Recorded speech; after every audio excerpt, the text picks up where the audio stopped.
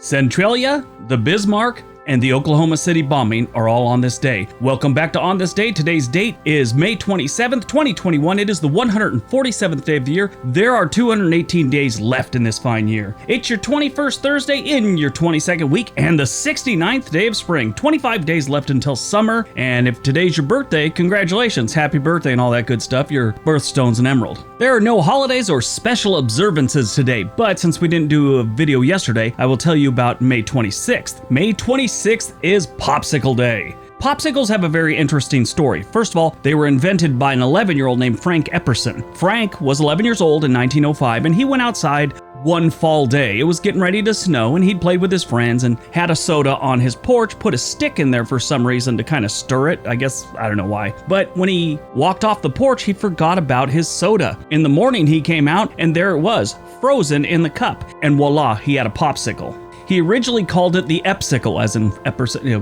get it. But it was such a hit with the kids at school, and he continued to make them, and everyone around his little town started making them. This was kind of a normal thing. When he had his own kids, he made the treat for them, and they started calling it a popsicle because they called him Pop. In 1923, Frank patented the popsicle and turned it into a business. So every May 26, have a popsicle, celebrate summer coming, and enjoy it. Keep in mind, it wasn't invented as a summer treat. It was a mistake. All right, let's see what else May 27th has given us. 1927, the Ford Motor Company ceases manufacturing of the Model T Ford and begins to retool the plant to make the Model A. 1930, the 1,046-foot Chrysler Building, or 319 meters, in New York City becomes the tallest man-made structure of all time, and it opens to the public. 1933, Walt Disney Company releases the cartoon Three Little Pigs with its hit song, Who's Afraid of the Big Bad Wolf?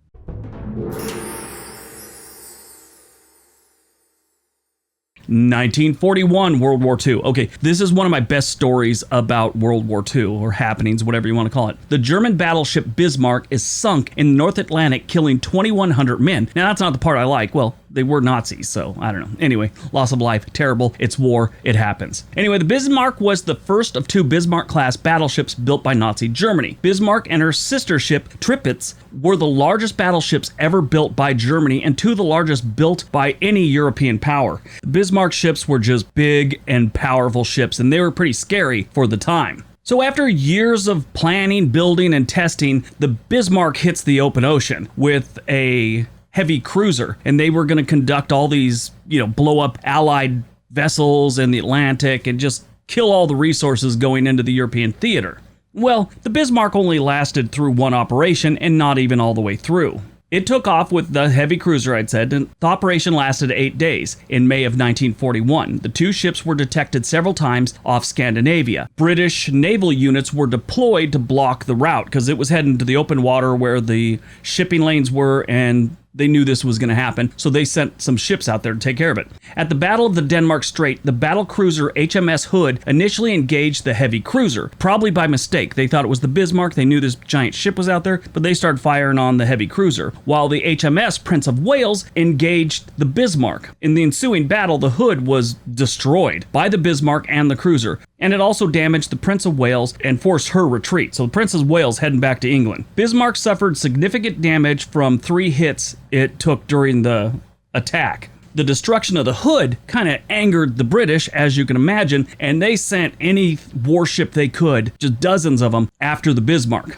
2 days later, they found her heading for occupied France to get some repairs after this attack. The Bismarck was attacked by 16 Swordfish biplane torpedo bombers from the aircraft carrier HMS Ark Royal. One scored a hit that rendered the battleship's steering gears inoperable, so this thing was just going in circles now. In her final battle the following morning, the already crippled Bismarck was engaged by 2 British battleships and 2 heavy cruisers, and sustained incapacitating damage and heavy loss of life. The ship was scuttled to prevent her from being boarded, and basically, they were afraid the British were going to get a hold of this giant battleship and start using it against them, so they just put it in the bottom of the ocean. Most experts agree that the battle damage would have caused her to sink eventually, But in 1989, the wreck was located by Robert Ballard, and they went down, surveyed it as best they could. Since then, there's been several other expeditions to the Bismarck. A detailed underwater survey of the wreck in 2002 showed that the sustained close-range shelling was largely ineffective in an effort to sink the ship. The mini torpedoes launched at the Bismarck were also almost completely ineffective. They found that the massive plating on the armored deck and hull of this ship were still intact. Yeah, so nothing that they hit other than the rudder that turns the ship did much damage. And eventually they would have gone down because, if they're just spinning in circles trying to fight off 5 other ships, they wouldn't have lasted much longer. So that's why they just scuttled it, so they didn't lose more men. And eventually, like I said, have the ship fall into the British hands. Interesting story though. 1962, the Centralia mine fire is ignited in the town's landfill above a coal mine. It's still burning to this day. That's another interesting thing. If you want to read anything interesting, look up Centralia, Pennsylvania. They've abandoned the town. Some people still live there, but there's still a fire burning underground and smoke's coming out of the ground in certain places.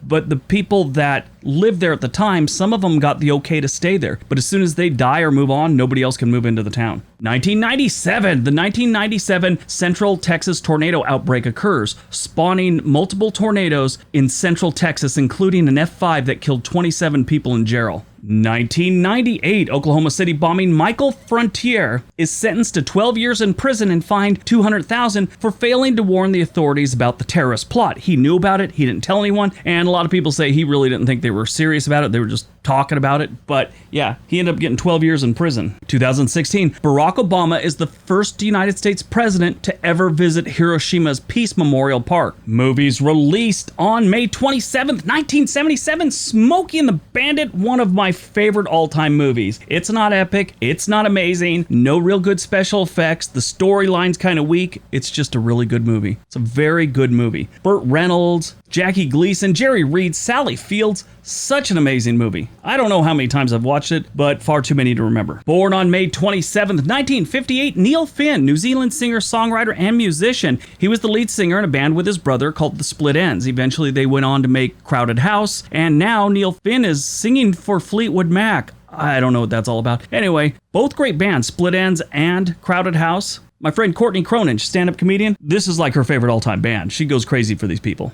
Died on May 27, 2017, we lost Greg Allman, American musician, singer, songwriter. He is best known for performing in the Allman Brothers Band, and his distinctive voice placed him 70th in Rolling Stone's list of 100 greatest singers of all time. He died at the age of 69 due to complications from liver cancer. All right, that's today's video. Hope you guys enjoyed it. Hope you got some information out of it. And go out, do something productive, be positive, and be nice to each other.